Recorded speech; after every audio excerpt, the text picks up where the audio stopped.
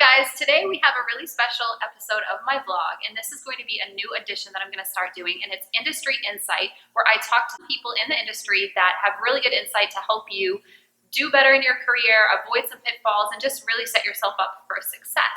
So today I am with one of my very good friends, Sean Fitzgerald. He is a co-owner of Riverworx Productions here in Nashua, New Hampshire. It's an amazing studio. I have recorded here at the previous location.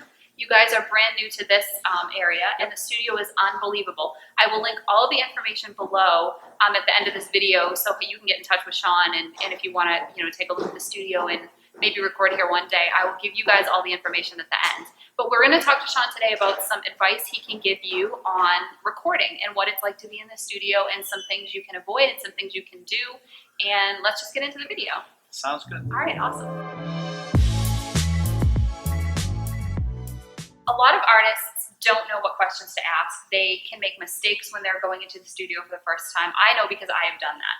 So what is some advice that you would give to a brand new artist who is looking to record some music with you? What are some things they can avoid doing and some things to kind of set them up for success? Sure, yeah. So if it's a brand new artist coming in and they don't have a lot of experience in the studio, they have all these great ideas and they may have some idea of what they want to achieve. One of the best things they can do is just ask the question, hey, listen, I'm not sure I know what to do, and this is what I want. And so we'll sit with them, and it's completely free to sit down and have a conversation and a consultation and understand their goals and their objectives, right? So just knowing that alone can help us set them up for success. Right. And in order to set them up for success and make sure that they understand that if they're coming in with a band, one of the biggest things they can do for themselves is be prepared. Know that that band has rehearsed these songs hopefully a million times, knows exactly what they're trying to achieve for their production cues and notes. Come in with some ideas from their favorite artists that may exist out there, where they have certain songs and sounds that they've got that they want to replicate to some degree but still make their own. Those things all help so much in our ability to help move that artist along. That's a really great point. Reference is always a really good thing to have, because it's not that you want to copy another artist or something, but to say, oh, I want it to sound similar to a Miranda Lambert track. Then you have the idea in your head, okay, well, there's a banjo track on that recording. Now we know that's the sound they're going for. So that's a really, really good point. Always have some sort of reference if it's going to help you and create that vision for the musicians or the producer ahead of time. So I come to you, I've got maybe a guitar vocal of the song that I want to record. Production-wise, will you assist with, hey, this kind of drum track sounds great, maybe we should go in this direction? Are you guys hands-on like that? Oh, sure. Yeah, absolutely. We make those suggestions.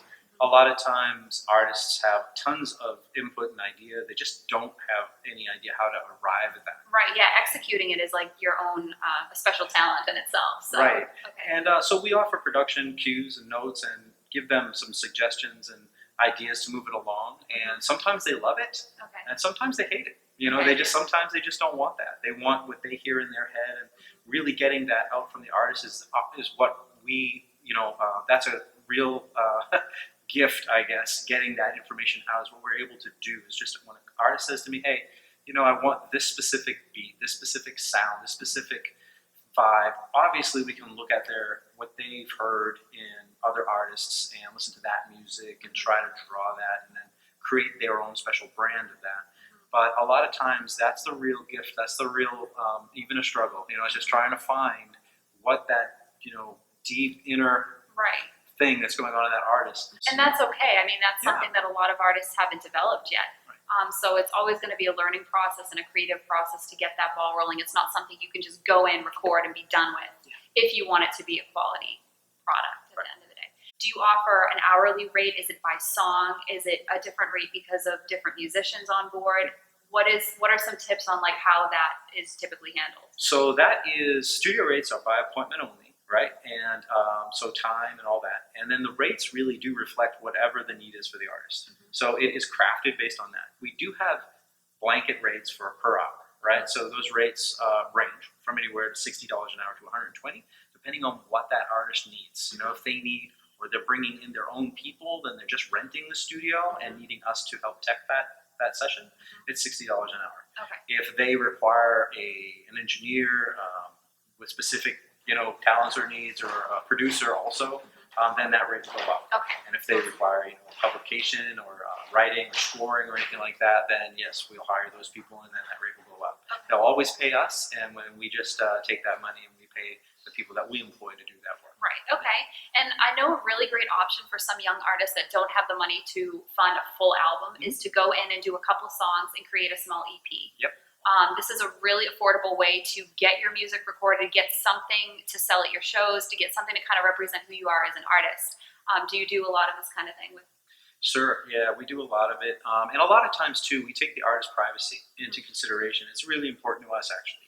So a lot of artists don't want us to release any of that information until they're ready and everything. So artists should know that when they come to Riverworx Audio Productions, we take that into account, and we sign NDAs for the artists so that that information, their proprietary music, everything stays secure with us. Yeah. So there's a lot of work we do that just isn't out there, that people don't realize, exactly. Because we are under obligation not to share. Okay, awesome. But it also, yes, we'll definitely be able to work with them from beginning to end in that arena. Okay.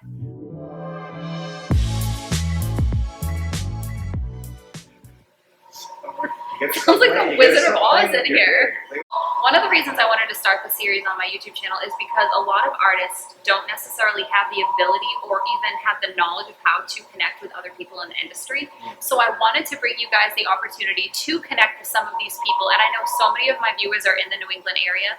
Sean is local to you, so definitely add him on Facebook. Let him know you saw this. If you have any questions about recording, if you have something coming up that you really want to have some music recorded for that you want to sell at, maybe you have some shows coming up, this is a really great opportunity for you to connect with somebody that can help you get that done. So I will link all of your social media and all of that below, and reach out to him. He's a really awesome guy, and he will help you, and he's very trustworthy. I would never give you guys the advice to reach out to somebody that I didn't personally trust myself. So Thank you. Thank you so much for doing this with me today. Yeah, no problem.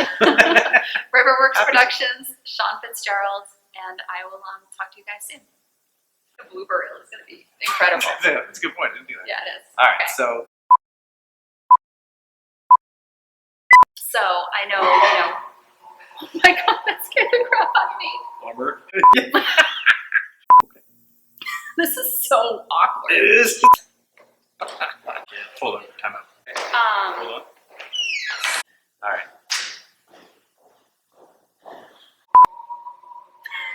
My name am I serious? Okay, blooper. Yeah. Take 2. Sorry. Alright. Like I'm gonna have to put a tornado in the middle of us. Stuff like You should. Wizard of Oh, Oz, that'd be flying awesome. houses. That'd be great.